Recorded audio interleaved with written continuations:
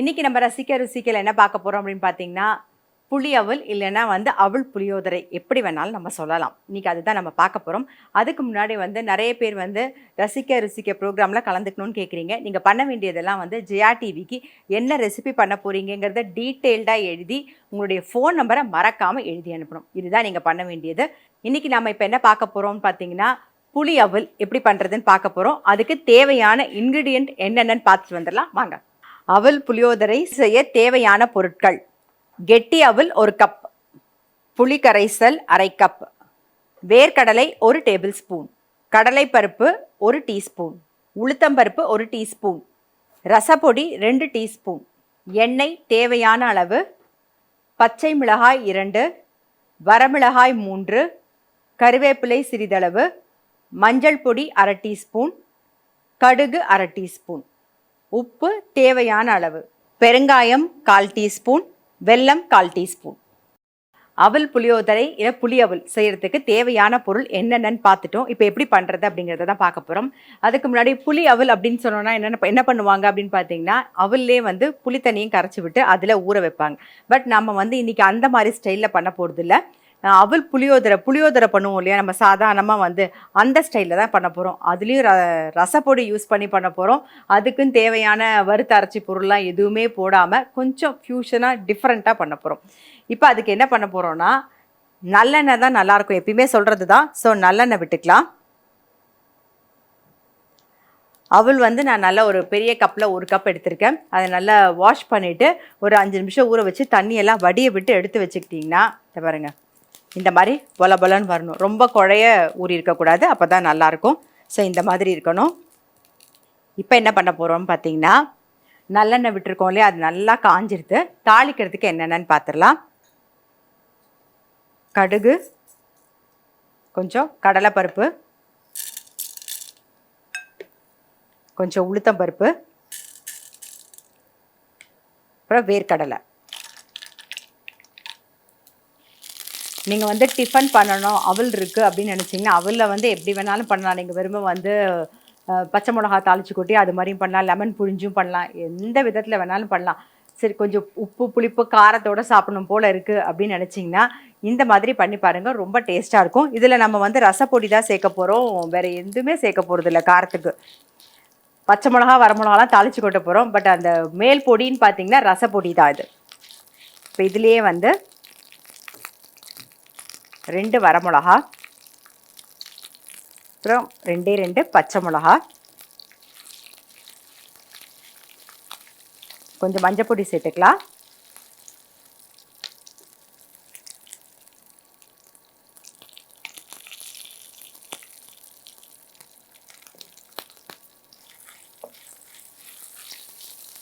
இப்போ புளி தண்ணி சேர்த்துடலாம்.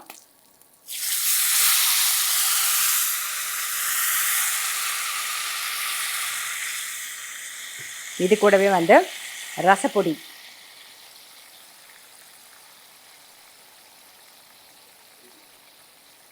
நான் ஒரு 2 டீஸ்பூன் சேர்க்குறேன். ஸோ நீங்கள் அவல் எந்த அளவு எடுத்துக்கிறீங்களோ அதுக்கு தகுந்த மாதிரி சேர்த்துக்கோங்க. இது நல்லா கொதிக்கணும், நல்லா ஒரு கொதி வரட்டும். ஆல்ரெடி ரசப்பொடியில் பெருங்காய பொடி இருக்கும், இருந்தாலும் மேலாக கொஞ்சம் பெருங்காய பொடி சேர்த்துக்கலாம். கொஞ்சம் பெருங்காய பொடி. இது கூடவே வெல்லம். நான் முன்னாடியே சொல்லியிருக்கேன், எப்பயுமே சொல்கிறது தான் அது. வெல்லம் புளி இருக்கு இல்லையா, அது கூட சேர்க்கும்போது உங்கள் டேஸ்ட்டை கொஞ்சம் என்ஹான்ஸ் பண்ணி கொடுக்கும். அதுக்காக தான் கொஞ்சமாக வெல்லம் புளியோட எருப்பெடுக்கும். இப்போ தேவையான உப்பையும் சேர்த்துடலாம். இது நல்லா சேர்ந்து கொஞ்சம் கெட்டிமாக வந்ததுக்கப்புறம் நீங்கள் அவல் சேர்த்திங்கன்னா கரெக்டாக இருக்கும். தேவையான உப்பு,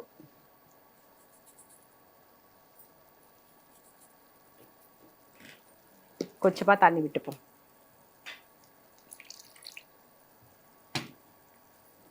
பாருங்க, நல்ல ஒரு கொதி வரணும், அவ்வளோதான். இப்போ நீங்கள் இந்த மாதிரி ரசப்பொடி இருந்தால் பண்ணலாம். அப்படி இல்லை, நம்ம அவல் புளியோதரை பண்ணணும் அப்படின்னு நினச்சிங்கன்னா எப்பயுமே நம்ம பண்ணுற ஸ்டைல் தான். தனியா, கடலைப்பருப்பு, வரமிளகா, அப்புறம் கொஞ்சம் எள்ளு, கொஞ்சம் மிளகு, இதை நல்லா வறுத்துட்டு பொடி பண்ணிவிட்டு நீங்கள் இந்த மாதிரி எல்லா தாளித்து கொட்டுறதெல்லாம் தாளித்து கொட்டிட்டு, அதாவது கடுகு, உளுத்தம்பருப்பு, கடலைப்பருப்பு, வேர்க்கடலை, கொஞ்சம் வரமிளகா வேணும்னா காரத்துக்கு அதையும் சேர்த்துக்கலாம். வரமிளகா, கொஞ்சம் கருவேப்பிலையும் போட்டுட்டு அது நல்லா இது ஆனதுக்கப்புறமா கொஞ்சம் புளி தண்ணி விட்டு ஒரு நல்லா கொதிக்க வச்சு ரெடியாக வச்சுக்கோங்க. அவல் ஊற வச்சு வச்சுருக்கீங்க இல்லையா, அதில் இந்த புளி தண்ணியை போட்டு நல்லா மிக்ஸ் பண்ணிவிட்டு நம்ம பொடி தனியாக வறுத்து பொடி பண்ணி வச்சுருக்கோம்ல, அந்த பொடி அதோட சேர்த்து மிக்ஸ் பண்ணிங்கன்னா அந்த மாதிரியும் பண்ணலாம். அது வேறு டேஸ்ட்டாக இருக்கும். இந்த ரசப்பொடி போடுறதுனால இந்த அவலோட டேஸ்ட் வந்து வேறு மாதிரி இருக்கும். இந்த அவல் புளியோதரை வேறு மாதிரி இருக்கும். டெஃபினட்டாக டிஃப்ரெண்ட்டாக இருக்கும். கண்டிப்பாக எல்லாருக்குமே பிடிக்கும். அது பாருங்கள், இந்த மாதிரி நல்லா கொதிக்கணும். இதை மாதிரி நீங்கள் பண்ணி வச்சுருந்தா கூட வேணுங்கும் போது கூட பண்ணிக்கலாம். இதில் அவல் தான் போடணுன்னு கிடையாது, நீங்கள் சாதம் போட்டு கூட மிக்ஸ் பண்ணலாம். நல்லாயிருக்கும், அதுவும் நல்லாயிருக்கும். சரி, டிஃபன் அப்படின்னும் போது என்ன பண்ணுறதுன்னு யோசிப்போம் இல்லையா.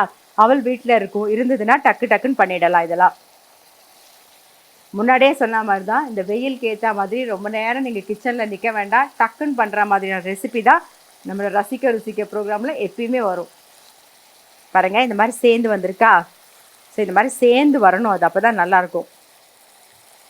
ஒரு 2 நிமிஷம் கொதிக்கட்டும். நம்ம கொதிக்கிற வரைக்கும் வெயிட் பண்ணலாம். பாருங்கள், புளி தண்ணி நல்லா கொதித்து சேர்ந்து வந்துருச்சு. இந்த அளவுக்கு இருந்தால் தான் வந்து மிக்ஸ் பண்ணும்போது கரெக்டாக இருக்கும். இல்லைனா கொஞ்சம் லூஸாக இருந்ததுன்னா தண்ணியாக இருக்கும். இப்போ பாருங்கள், நம்ம ஊற வச்ச அவலை சேர்த்துடலாம்.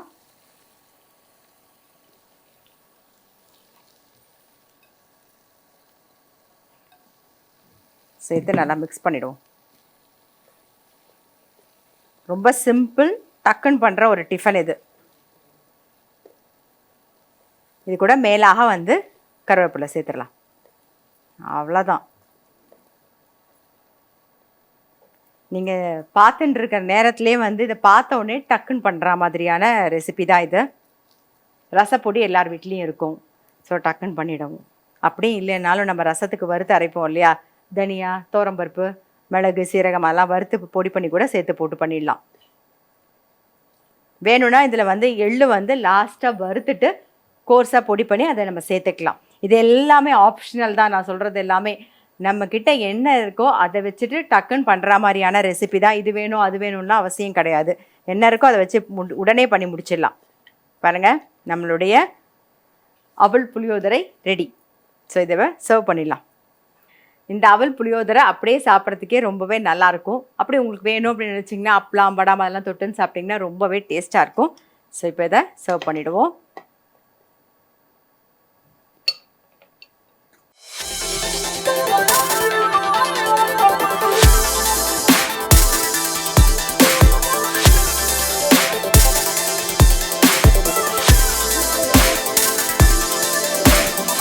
அவல் புளியோதரை செய்முறை.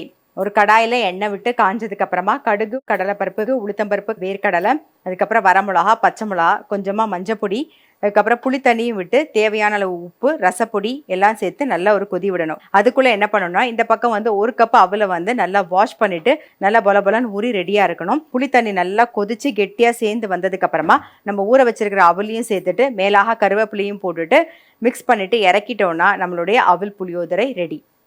அவல் புளியோதரை எப்படி பண்ணுறதுன்னு பார்த்துருப்பீங்க. நான் சொன்ன மாதிரி நீங்கள் நினச்ச மாத்திரத்தில் டக்குன்னு பண்ணுற மாதிரியான ஒரு டிஃபன் தான். ஸோ கண்டிப்பாக வந்து ட்ரை பண்ணி பாருங்கள். ரசப்பொடி போட்டு இது வரைக்கும் ட்ரை பண்ணல அப்படின்னா டெஃபினட்டாக ட்ரை பண்ணுங்கள். எல்லாருக்குமே ரொம்ப பிடிக்கும். நம்ம வந்து சிம்பிளாக ஈஸியாக டக்குன்னு ஒரு டிஃபன் ரெசிபி பார்த்தோமா. அடுத்தது நம்மளோட கெஸ்ட் வந்திருக்காங்க. அவங்களும் வந்து ஒரு சைட் டிஷ் டக்குன்னு பண்ணுற மாதிரி தான் சொல்லித்தர போகிறாங்க. ஸோ என்ன பண்ண போகிறாங்க அப்படிங்கிறத பார்க்கலாமா? நம்ம ஃபர்ஸ்ட் உங்களை கூப்பிட்டுருவோம். Let's welcome Ashwini. வணக்கம் அஸ்வினி. வணக்கம் மேம். எப்படி இருக்கீங்க? நல்லா இருக்கு மேம். இன்னைக்கு என்ன பண்ண போறீங்க எங்களுக்காக? பன்னீர் ஊர்ஜி. பன்னீர் ஈஸியா? ஈஸி, ரொம்பவே ஈஸி. ஓகே, ஸோ ஃபர்ஸ்ட் அதுக்கு தேவையானதெல்லாம் பார்த்துடலாமா நம்ம? Okay ma'am. பன்னீர் புர்ஜி செய்யறதுக்கு தேவையான பொருள் என்னென்னு பார்த்துடலாம் வாங்க. பன்னீர் புர்ஜி செய்ய தேவையான பொருட்கள்: குடைமிளகாய் 1 கப், துருவிய பன்னீர் 1 கப், ஸ்வீட் கார்ன் 1/4 கப், நறுக்கிய தக்காளி 2, நறுக்கிய வெங்காயம் 2, பட்டர் 1 டேபிள் ஸ்பூன், மிளகாய் பொடி 1 டீஸ்பூன், நறுக்கிய பச்சை மிளகாய் 1, சீரகம் 1 டீஸ்பூன், இஞ்சி பூண்டு விழுது 1/2 டீஸ்பூன், மிளகு பொடி 1/2 டீஸ்பூன், கொத்தமல்லி சிறிதளவு, தனியா பொடி 1 டீஸ்பூன், எண்ணெய் தேவையான அளவு, மஞ்சள் பொடி 1/4 டீஸ்பூன், உப்பு தேவையான அளவு. பன்னீர் புர்ஜி செய்யறதுக்கு தேவையான பொருள் என்னென்னு பார்த்தாச்சு. இப்போ எப்படி பண்ணுறதுங்கிறத பார்த்துடலாம் நாம. ஸோ ஃபஸ்ட்டு நம்ம வந்து என்ன பண்ண போகிறோம் அப்படின்னு சொல்லுங்கள்.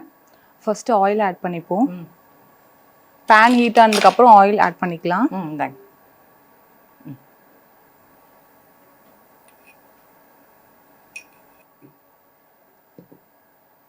அதுக்கப்புறம் பட்டர் கொஞ்சம். ம் பட்டர் இப்போ வேணா ஆட் பண்ணிக்கலாம், லாஸ்ட்லயும் ஆட் பண்ணிக்கலாம். அதனால இப்போ கொஞ்சமா நம்ம ஆட் பண்ணிப்போம். ஆ அந்த பட்டர் காயாம இருந்தா நல்லா இருக்கும், இல்லைன்னா தீஞ்சா மாதிரி ஆயிடும் இல்லையா?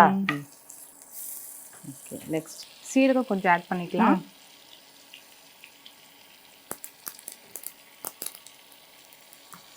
வெங்காயம்.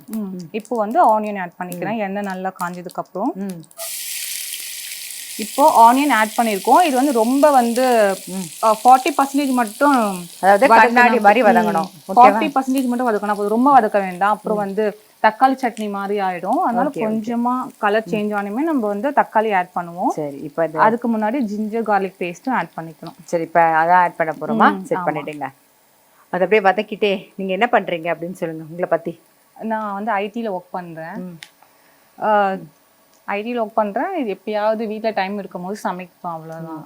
எனக்கு பிடிச்சதை மட்டும் தான் சமைப்பேன், எக்ஸ்ட்ராலாம் எதுவும் சமைக்க தெரியாது. Okay okay. இப்போ உங்களுக்கு பிடிச்ச ஐட்டம்லாம் என்ன ரொம்ப ஸ்பெஷல்? அது பிடிச்சது பிரியாணி. பச்சை மிளகாவும் சேர்க்கிறோம் இல்லையா? இஞ்சி பூண்டோட சேர்த்து பச்சை மிளகாவும் சேர்க்கிறோம். ஓகே. காரம் வந்து நம்ம வரமிளகா போட போறோம், வரமிளகா பொடி கொஞ்சமா சேர்க்கிறோம். ஓகே. ஸோ பிடிச்சது அப்படின்னு சொன்னீங்க. பிடிச்சதுன்னா பிரியாணி, பட் செய்ய தெரியாது. ஓகே. அம்மா செஞ்சு கொடுத்தா சாப்பிடுவோம். ஓகே. நீங்க எப்போ சமைக்க கத்துக்கிட்டீங்க? சமைக்க ஃபுல்லா கத்துக்கல, எனக்கு பிடிச்ச. சமைக்க ஃபுல்லா கத்துக்க வேண்டாம், சும்மா ஜஸ்ட் எப்ப நமக்கு இன்ட்ரெஸ்ட் வந்திருக்கும்ல. நான் வந்து லேட்டஸ்டா பன்னீர் பட்டர் மசாலா செஞ்சேன், நான் செஞ்சேன். நான் செஞ்சது எனக்கு நான் ரொம்பவே பிடிச்சிருந்துச்சு. ஹோட்டல்ல செஞ்சதை விட நல்லாவே இருந்த மாதிரி எனக்கு ஃபீல் ஆச்சு. Okay okay. இப்போ வந்து டொமேட்டோ ஆட் பண்ணிக்கிறோம். இந்த அளவுக்கு வெங்காயம் வதங்கணும் இல்லையா? ஆமா. வெங்காயம் வந்து லைட்டா கண்ணாடி மாதிரி ரொம்ப ரோஸ்ட் இல்லாம வதக்கிக்கோங்க. இப்ப தக்காளி சேர்த்திருக்கோம். தக்காளி நல்லா வதங்கணும்னு நினைக்கிறேன் இல்ல? ஆமா. வேற என்ன ரெசிபிலாம் ட்ரை பண்ணிருக்கீங்க? வேற என்ன ஹாபிஸ் உங்களுக்கு? கீ ரைஸ் பண்ணிருக்கேன். சமையல்ல வந்து உங்களுக்கு பிடிச்சதை மட்டும் தான் ட்ரை பண்ணுவீங்க? ஆமா, இதுக்கப்புறம் தான் எல்லாமே கத்துக்கணும். ஓகே. ஏன்னா ஃபர்ஸ்ட் வந்து நமக்கு வருமா அப்படிங்கிற டவுட்டா இருந்துச்சு. இப்போ சமைச்சதுக்கு அப்புறம் ஓகே. சமையல் ஒன்றும் பெரிய கம்பல்சூத்திரம் கிடையாது, ஜஸ்ட் அதை பார்த்து நம்ம கண் மதிப்புல அதை போடுறது, அதுதான் கைப்பக்குவம் சொல்லுவாங்க இல்லையா? சில பேர் பாத்தீங்கன்னா ஒண்ணுமே பண்ண மாட்டாங்க, டக்குன்னு அப்படி அப்படியே போடுவோம், அள்ளி போடுறதே வந்து டேஸ்டா வந்துடும். ஆமா, அது கைப்பக்குவம் தான். கரெக்ட். அப்புறம் பிராக்டிஸ் ஆக எல்லாமே வரும். தக்காளி வதங்கிருக்கா? வதங்கிடுச்சு. ஓகே. இது நிறைய வாட்டி ட்ரை பண்ணிருக்கீங்களா இந்த பன்னீர் புர்ஜி? இல்ல, 2 டைம்ஸ் தான் பண்ணிருக்கேன். ஓகே. இந்த பன்னீர் புர்ஜி வந்து நம்ம வந்து சப்பாத்தி, பரோட்டா இல்லைன்னா பிரெட் ஸ்டஃப் கூட பண்ணி ஸ்நாக்ஸ் மாதிரி இல்லை பிரேக்ஃபாஸ்ட் மாதிரி நம்ம சாப்பிடலாம். Okay okay. இந்த மாதிரி நிறைய ரெசிபி பண்ணி உங்க அம்மா கொடுத்துருக்கீங்களா? ஏதாவது ட்ரை பண்ணி? கொடுத்துருக்கேன். பன்னீர் பட்டர் மசாலாவும் நானும் அம்மாவுக்கு ரொம்ப பிடிச்சிருக்கு. அதனால அடிக்கடி அவங்க செய்யறப்பெல்லாம் என்னதான் கூப்பிட்டு செய்ய சொல்லுவாங்க. இது ஒன்று செய்ய கற்றுக்கிட்டல, நீ இதே பண்ணு, இதையாச்சும் பண்ணு அப்படிங்கிற மாதிரி. தக்காளி வதங்கிருக்கு. இப்போ என்ன பண்ண போறோம்? தனியா பாதி போட்டா போதும். தனியா பொடி கொஞ்சம். ஆமா. மஞ்சள் தூள் ரொம்பவே கம்மியா எடுத்துக்கலாம், 1 பிஞ்ச் அப்படி எடுத்துட்டா போதும். நம்ம காரத்துக்கு ஏற்ற மாதிரி மிளகாத்தூள். ஓகே. ஏன்னா நம்ம ஒரே ஒரு பச்சை மிளகா சேர்த்துருக்கோம். ஆமா. அப்புறம் மிளகு பொடி வேற போட போறோம் நம்ம. அது லாஸ்ட்ல நமக்கு வேணும், காரம் தேவைப்பட்டுச்சுன்னா அப்போ நம்ம ஆட் பண்ணிக்கலாம். அது ஆப்ஷனல் தான். ஆமா, காரம் தேவைப்பட்டுச்சுன்னா அப்போ நம்ம ஆட் பண்ணிப்போம். சரி. இப்போ நம்ம வந்து வரமிளகா பொடி சேர்த்திருந்தோம், அதுக்கப்புறம் வந்து கொஞ்சமா மஞ்சள் பொடி, கொஞ்சம் தனியா பொடி சேர்த்தாச்சு. இப்போ தேவையான உப்பு சேர்த்துக்கிறோம்.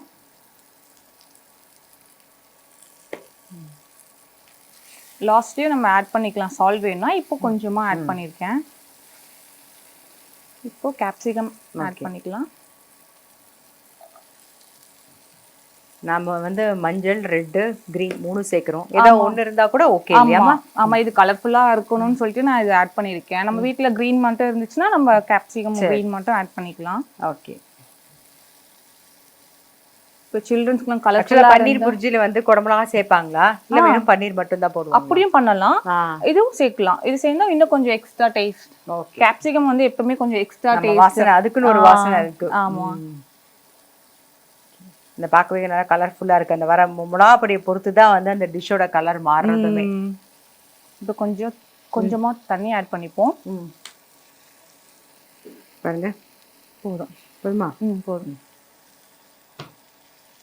கொஞ்ச நேரம் மட்டும் கேப்சிகம் கொஞ்சம் வெந்ததுக்கு அப்புறம் நம்ம கார்ன் ஆல்ரெடி வேக வச்சு எடுத்திருக்கோம், அதை வந்து ஆட் பண்ணிக்கலாம். ஓகே. இப்போ ஸ்வீட் கார்னும் வந்து ஆப்ஷனல் தான். ஆமா, நம்ம என்ன வெஜ்ஜஸ் வேணும் உங்களுக்கு பிடிக்குமோ, எப்படின்னா வந்து காலிஃப்ளவர் பிடிக்கும், ப்ரொக்கோலி பிடிக்கும்னா அது கூட நம்ம ஆட் பண்ணிக்கலாம். இப்போ மோஸ்டா எல்லாமே ப்ரொக்கோலியும் நல்லா சாப்பிட ஆரம்பிச்சிட்டாங்க, ப்ரொக்கோலியும் நல்லா இருக்கும், அது கூட ஆட் பண்ணிக்கலாம். ஓகே. இது எல்லாமே ஆப்ஷனல். வெறும் பன்னீர் இருந்தா அதை மட்டும் வச்சும் பண்ணிக்கலாம். ஆமா, ஆனியன் டொமேட்டோ சேர்த்துட்டு அதுல பன்னீரை வந்து சீவி போட்டு பண்ணிக்கலாம். சும்மா எல்லாம் சேர்ந்து பைண்டிங் வரும்போது ஸ்டஃப் பண்ணி பண்றதுக்கு நல்லா இருக்கும். நீங்க ஃபர்ஸ்ட் ட்ரை பண்ணதே வந்து பன்னீர் வச்சுதானா ரெசிபி? அதுக்கு முன்னாடி ரொம்ப சின்ன வயசுல ஏதாவது சும்மா அப்படி செஞ்சதுதான். தக்காளி சட்னி மோஸ்டா அதுதான் பேசிக் இல்லையா, அது வச்சு மோஸ்டா எல்லா குழம்பையும் பண்ணிடலாம். அது பண்ணியிருக்கேன். உங்க அம்மா கிட்ட என்ன கத்துக்கிட்டீங்க? அவங்க கிட்ட இருந்து எதுவுமே கத்துக்கணும் இல்ல, அவங்க சொல்றப்போ ஸ்பெஷலா பண்ணுவாங்க இல்லையா அம்மாங்கும் போது ஏதாவது. ஆமா, அவங்க எது வந்தாலுமே ஸ்பெஷலா தான் இருக்கும். ஏன்னா எல்லாமே எனக்கு பிடிச்ச மாதிரி கரெக்டா அதை அட்ஜஸ்ட் பண்ணி அவளுக்கு டேஸ்ட் எப்படி இருக்குமோ சொல்லிட்டு கரெக்டா பண்ணி கொடுப்பாங்க. ஹோட்டல்ல சாப்பிட்டாலுமே அம்மா கிட்ட சாப்பிடும் போது கொஞ்சம் ஸ்பெஷல் தான். அதான் கேட்டேன், அந்த அம்மாவோட ரெசிபியோட ஸ்பெஷல் கத்துக்கணும்ல நம்ம. பிரியாணியே வந்து என்ன 5 ஸ்டார் ஹோட்டல்ல சாப்பிட்டாலுமே அம்மா வந்து கொஞ்சம் நமக்கு பிடிச்ச மாதிரி எனக்கு பிடிச்ச மாதிரி செய்யறப்போ எனக்கு அது ரொம்பவே பிடிக்கும். சில பேருக்கு மசாலா கொஞ்சம் மைல்டா பிடிக்கும், சில பேருக்கு ஜாஸ்தியா பிடிக்கும். சோ அது தகுந்த மாதிரி. இப்போ நம்மளோட குடமிளகாய் நல்லா வதங்கிருக்கு. இப்போ நம்ம வந்து ஸ்வீட் கார்ன் ஆட் பண்ணிக்கலாம். வேக வச்சு ஸ்வீட் கார்ன் ஆட் பண்றோம்.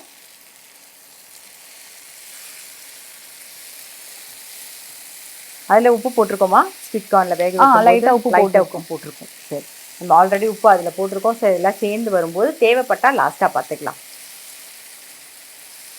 வேக வச்ச ஸ்வீட் கார்ன் அப்படிங்கிறதுனால ரொம்ப நேரம் வதங்கணுங்கிற அவசியமும் இல்லை. ஆமா. இப்போ நெக்ஸ்ட் என்ன சேர்க்க போறோம்? லாஸ்டா பன்னீர் நம்ம சீவி வச்சிருக்கோம். பன்னீர் ஆல்ரெடி பன்னீர் சீவும் போது வந்து மேலே கீழேன்னு சீவக்கூடாது, ஒரே மாதிரி மேல இருந்து கீழே பெரிய இது வர மாதிரி சீவுனா கொஞ்சம் நல்லா இருக்கும். இல்லைன்னா ரொம்ப ஒரே சைடா.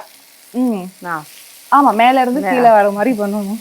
அதாவது இப்படி மேலையும் கீழையும் போவோம், அது மாதிரி இல்லாம ஒரே சைடா வந்து அது உடைஞ்சிரும், மாவு மாதிரி வந்துரும். இது போல தனியா அந்த தனியா வராது, தேங்காய் சீவல் மாதிரி இருக்காது. ஓகே.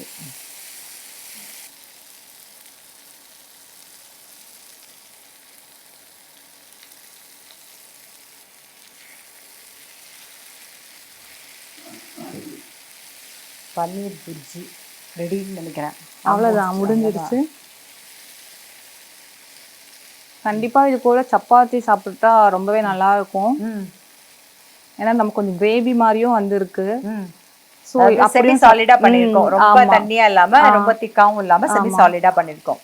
அப்படி இல்ல நம்ம வந்து சப்பாத்தி கூட ரோல் பண்ணியும் அப்படியே பேக் பண்ணிடலாம், லஞ்ச் பாக்ஸ் பேக் பண்ணலாம், அதுவும் நல்லா இருக்கும். ஆஃப் பண்ணியாச்சு. ஆஃப் பண்ணதுக்கு அப்புறம் தான் நம்ம கொத்தமல்லி சேர்க்க போறோம். நீங்க சொன்னீங்க வேணும்னா கொஞ்சம் மிளகு பொடி போடலாம்னு சொல்லிட்டு இல்லையா? நம்ம வந்து காரம் இருக்கான்னு பார்த்துட்டு உங்களுக்கு இன்னும் காரம் வேணும் அப்படின்னா நம்ம ஆட் பண்ணிக்கலாம், அப்படி இல்லைன்னா வேண்டாம்.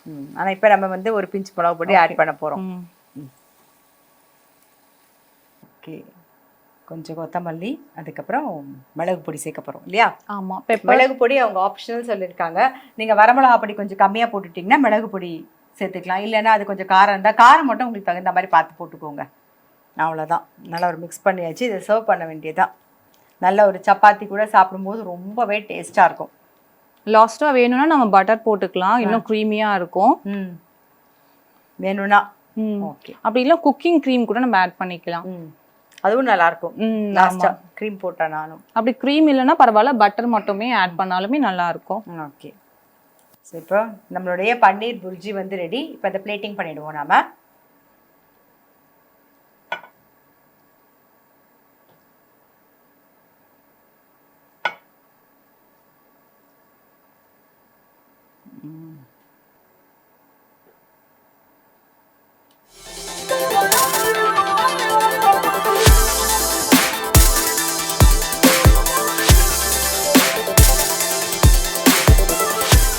பன்னீர் புர்ஜி செய்முறை. ஃபஸ்ட்டு ஒரு கடாயில் எண்ணெயும் வெண்ணையும் சேர்த்துக்கணும். அது காஞ்சதுக்கப்புறமா சீரகம் பொரிஞ்சதுக்கப்புறம் வெங்காயம் லைட்டாக கண்ணாடி மாதிரி வதங்கினதுக்கப்புறமா இஞ்சி பூண்டு விழுது, அப்புறம் ஒரு பச்சை மிளகாயும் சேர்த்துட்டு தக்காளி சேர்த்துக்கோங்க. அதோட பச்சை வாசனை போக நல்லா வதக்கிக்கணும். அது நல்லா வதங்கினதுக்கு அப்புறமா தனியா பொடி, வரமிளகா பொடி, மஞ்சள் பொடி, நறுக்கி வச்சிருக்கிற கேப்சிகம் அதையும் சேர்த்து நல்லா பச்சை வாசனை போக, அதாவது கேப்சிகம் வேகிற அளவுக்கு நல்லா வதக்கினதுக்கு அப்புறமா வேக வச்சிருக்கிற ஸ்வீட் கார்னையும் போட்டு நல்லா மிக்ஸ் பண்ணிடுங்க. அதுக்கப்புறம் பன்னீர் துருவி வச்சிருக்கீங்களா, அந்த பன்னீரையும் சேர்த்துட்டு மேலாக வந்து மிளகு பொடியும் சேர்த்துட்டு நல்லா மிக்ஸ் பண்ணிட்டு இறக்கிட்டீங்கன்னா நம்மளுடைய பன்னீர் புர்ஜி ரெடி. இன்னைக்கு எபிசோட்ல வந்து சிம்பிளா ஈஸியா அவல் புளியோதரை எப்படி பண்றதுன்னு பார்த்துருப்பீங்க. கண்டிப்பா ட்ரை பண்ணி பாருங்க. அடுத்தது வந்து சப்பாத்தி பராட்டா எல்லாத்துக்கும் தொட்டுக்கிற மாதிரியான ஒரு சைட் டிஷ் பன்னீர் புர்ஜி எப்படி பண்றதுன்னு பார்த்துருப்பீங்க. 2 டிஷ்ஷுமே ரொம்ப சிம்பிள் ஈஸி. டெஃபினட்டா ட்ரை பண்ணி பாருங்க.